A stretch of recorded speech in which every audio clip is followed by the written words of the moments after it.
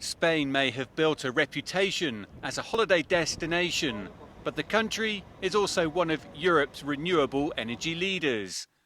The Spanish company Trama Tecnoambiental is now exporting that expertise across the globe, with a key focus on remote areas of Africa. Mombu, Chad, with a population of 500, never had electricity. But that changed last year with the building of a localized solar plant. The installation of some 170 solar panels, as well as a battery, ensures the village now has electricity 24 hours a day. It's amazing how quickly people that have had very limited experience to electricity, how quickly they recognize the potential of having it in a village.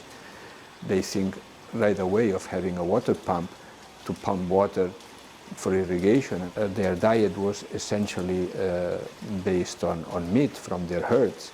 We installed a couple of pumps, they started to grow vegetables, and it had a big impact. The local economy grew significantly, hygiene improved, and shops could stock fresh produce.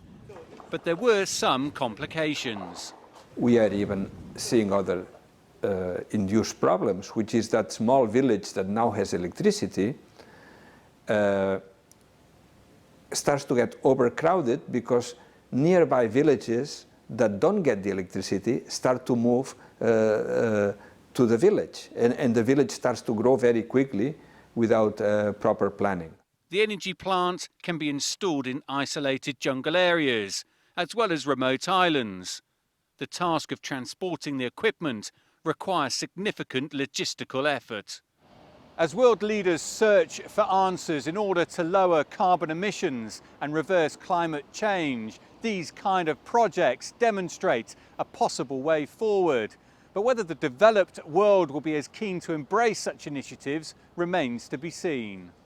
Professor Joan Ramon Morante of the Catalonia Institute for Energy Research believes localized renewable energy systems will play a major role in the future.